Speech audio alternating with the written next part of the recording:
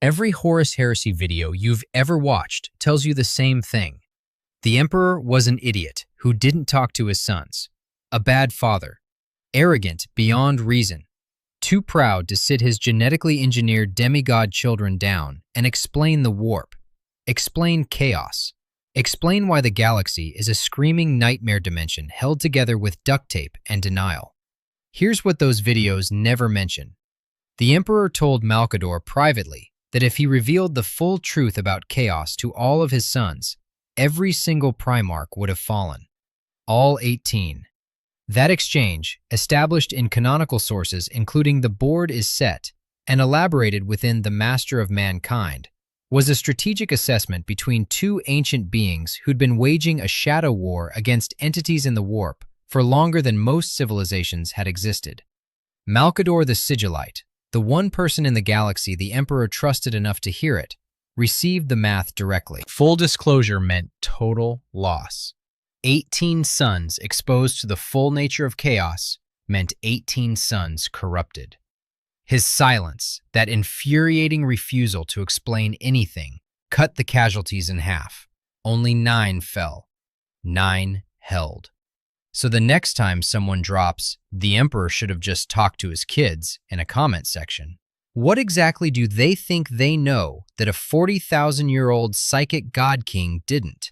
That statistic doesn't headline every heresy analysis on the internet because it demolishes the fandom's most popular take, and nobody wants to rebuild from scratch. But the number is in the books.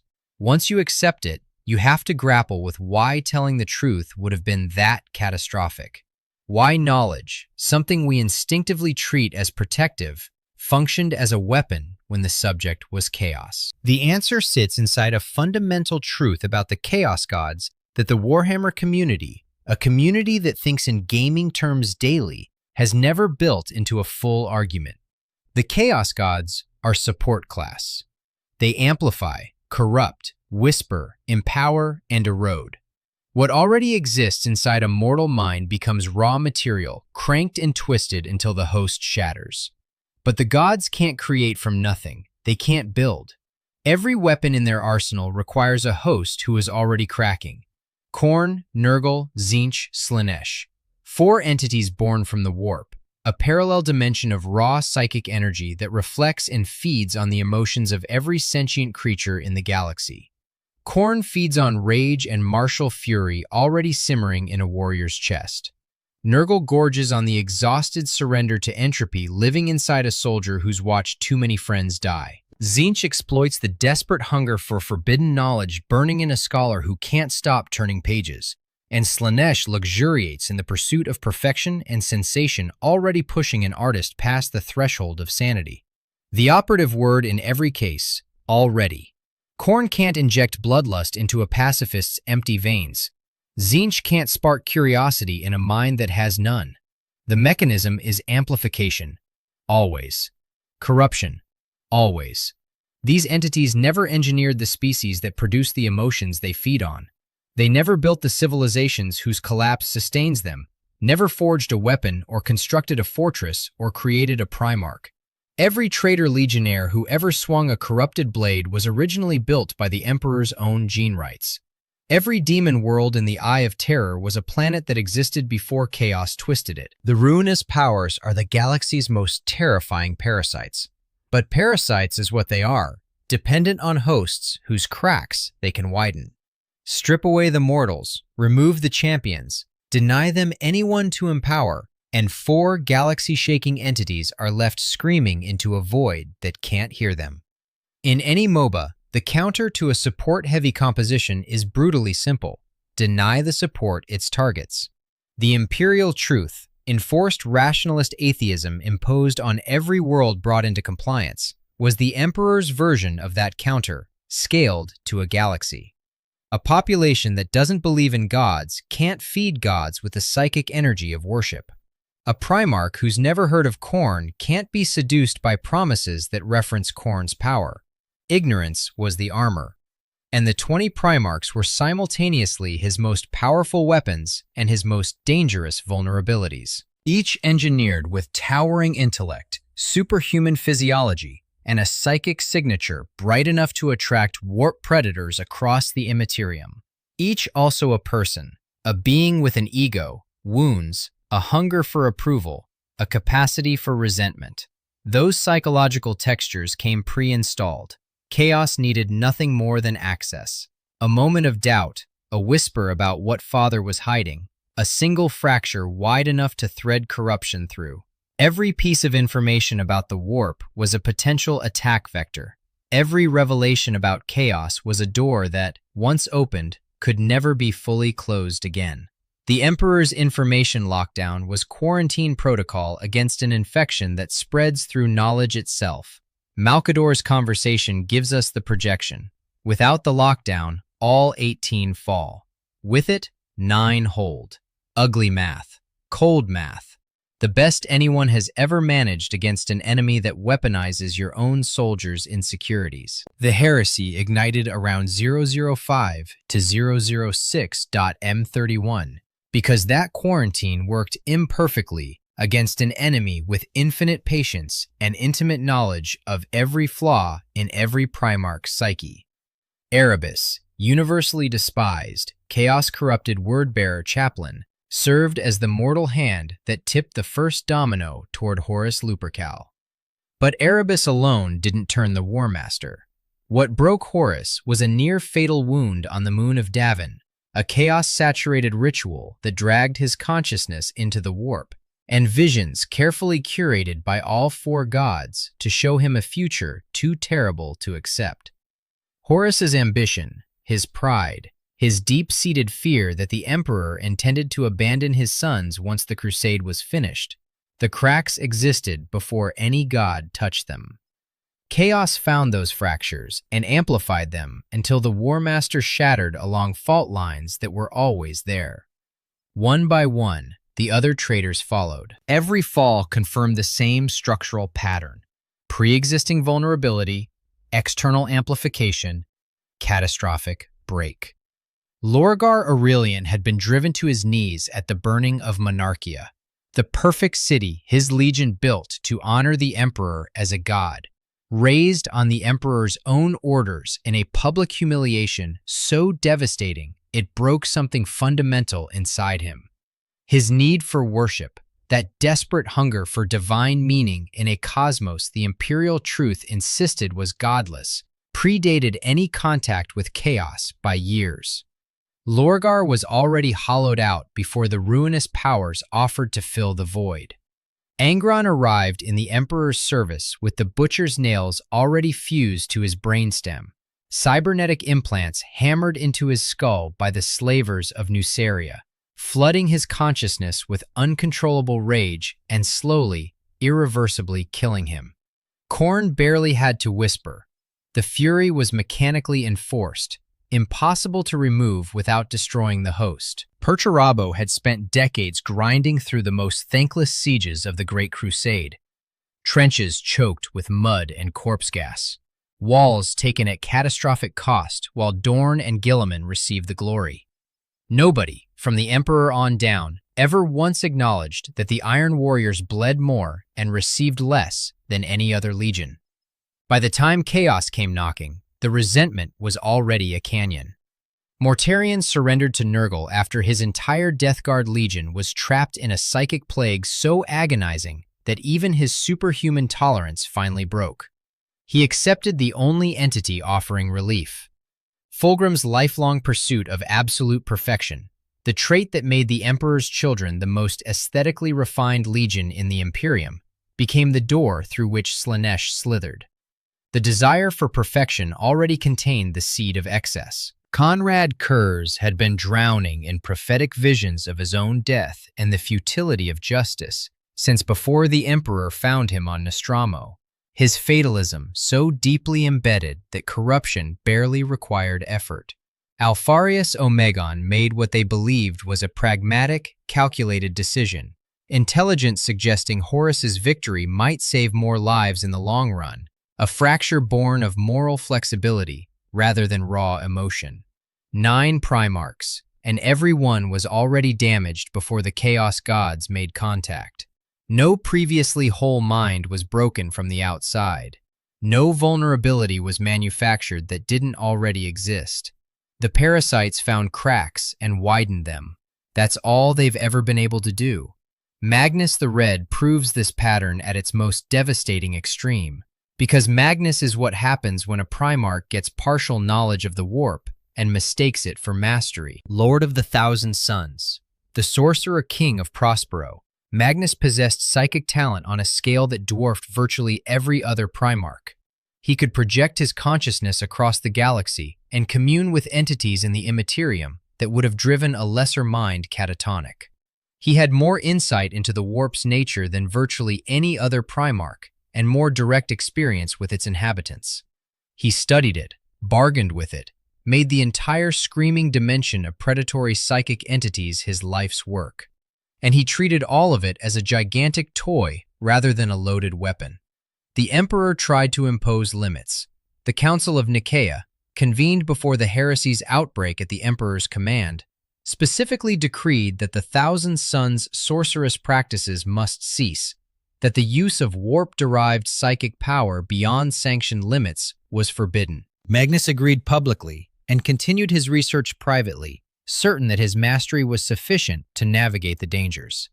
His certainty that he was different, smarter, more powerful, more disciplined than whoever those rules were written for, was precisely the confidence that Tzeentch, the changer of ways, had been feeding for decades.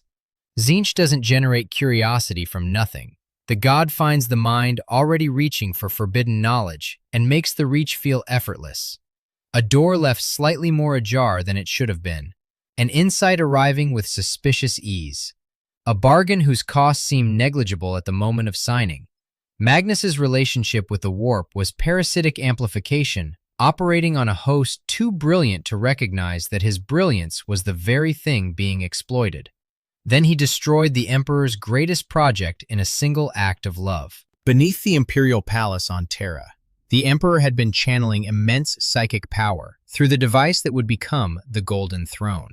His project was a human-controlled extension of the webway, the ancient Eldari network of tunnels through the warp that allowed faster-than-light travel without exposure to the immaterium. The work was warded so heavily that no demon could touch the travelers within, sealed so tightly that the Chaos God's influence couldn't penetrate. Completion would have given humanity interstellar travel that bypassed the warp entirely. No exposure to chaos during transit.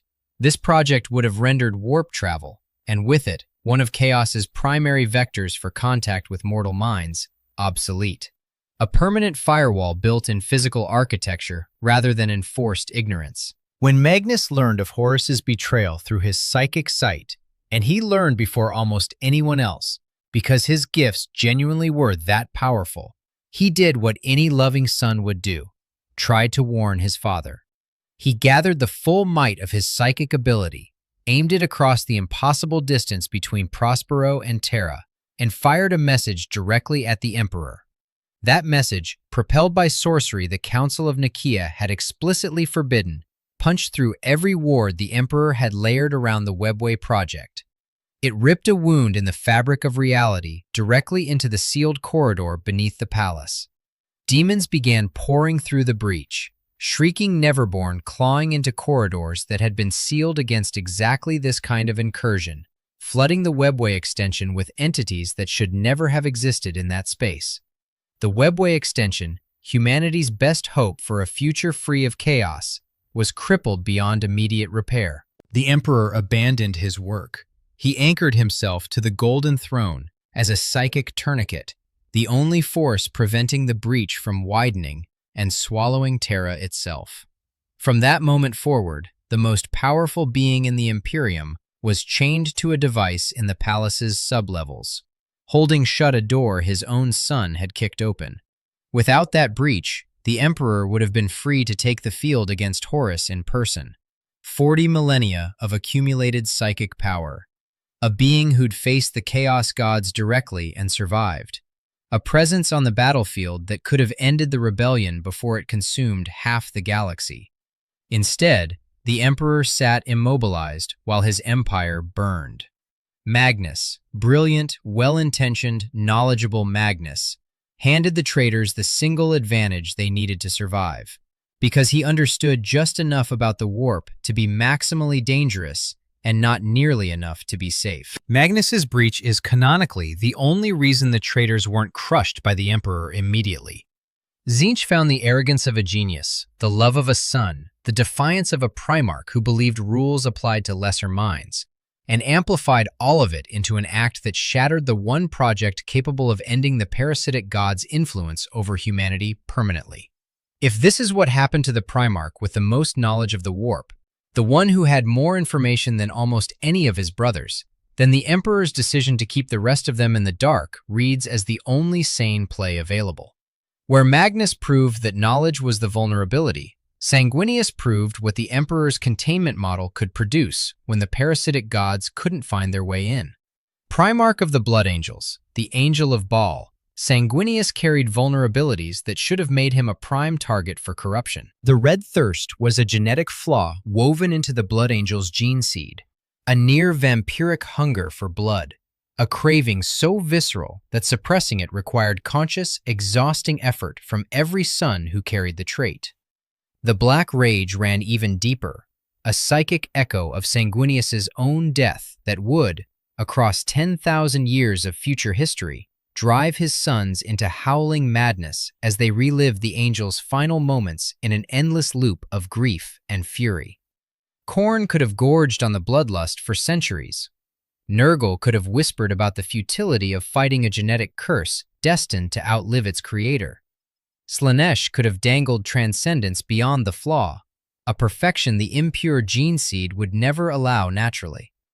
These were exactly the sort of pre-existing cracks that Chaos had exploited to devastating effect in every single traitor Primarch. When the Siege of Terra began in 114 M31, traitor legions empowered by all four Chaos gods hurled themselves at the walls of the Imperial Palace in a battle that would claim millions of lives and reshape the galaxy for 10 millennia.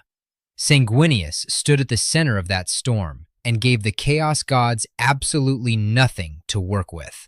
He killed titans. Greater demons fell to his blade. He carved through traitor forces with a ferocity that earned him, from a community not easily impressed, the unofficial title of MVP of the entire siege. At the walls of the Imperial Palace, Sanguinius held the line when holding the line meant absorbing the concentrated fury of chaos-empowered armies that had already shattered every outer defense. Brothers fell back around him. The walls of the palace crumbled, his sons dying in droves holding positions that had already been overrun twice. The sheer mass of traitor forces threatened to drown the defenders through attrition alone. Wave after wave of corrupted Astartes and demonic entities hurling themselves at defenses that couldn't be allowed to fall. Sanguinius threw himself at every wave, a sustained rampage through the worst the traitor forces could hurl, refusing to fall no matter how the damage mounted. He knew he was going to die. Prophetic visions had shown him his own death aboard the Vengeful Spirit, the War Master's flagship. Sanguinius had seen himself falling.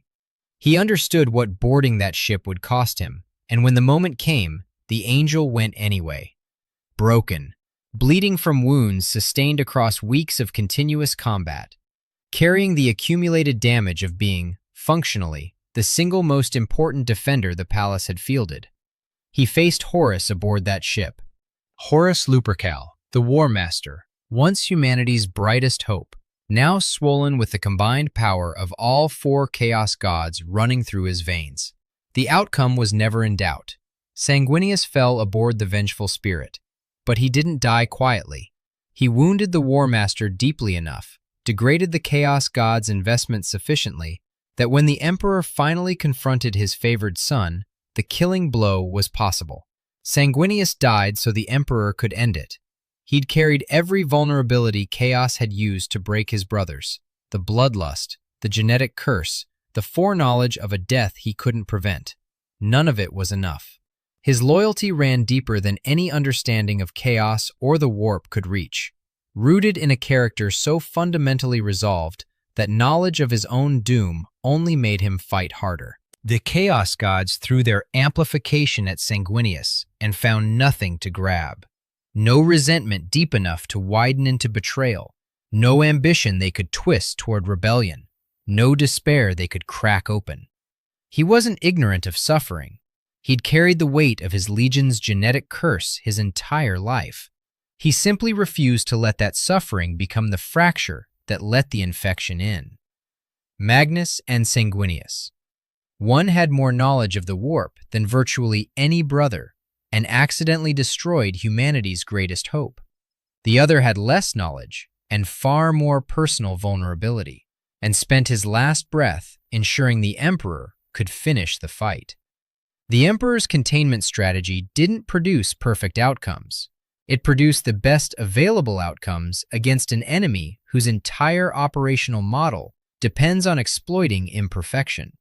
That comparison holds up under the canonical evidence. It holds up less cleanly against the full weight of a franchise written by 50-plus authors across multiple decades.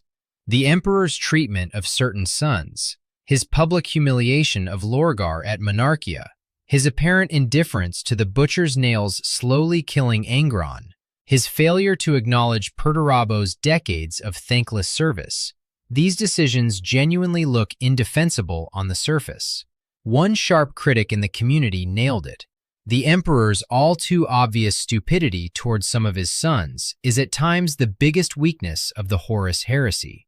Fair hit. But it's aimed at Games Workshop's multi-author, multi-decade writing project, and its occasional habit of forcing bad decisions on a character who's supposed to be playing chess at a scale mortals can't comprehend.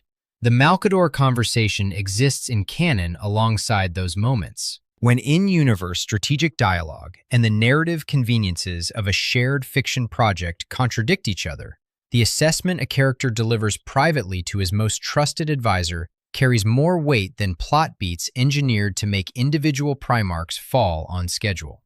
The Chaos Gods threw everything they had at the Imperium during the heresy. 4 gods acting in unprecedented concert, half the legions corrupted, a war master burning with stolen divine power, warp storms isolating entire sectors, demonic reinforcements flooding every contested battlefield.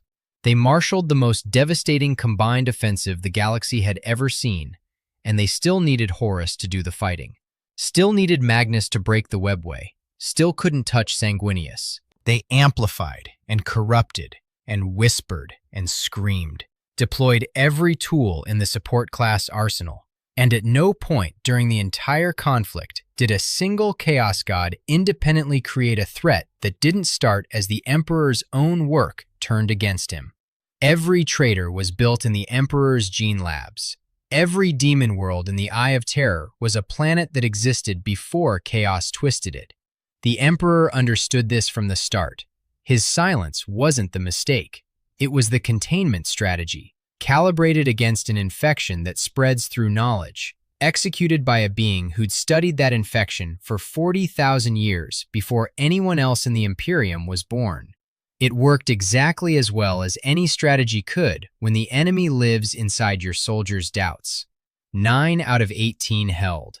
That messy, imperfect success rate is the best result anyone has achieved against the warp in the entire span of recorded human history. So the next time someone tells you the Emperor was an idiot who should have just talked to his sons, ask them what happened to the one son who actually got a look behind the curtain. Then ask them about the one who never needed to look at all and died standing anyway. That's the difference between the Chaos Gods finding their target and the Chaos Gods hitting a wall. If that reframe landed, subscribe. More like this is coming.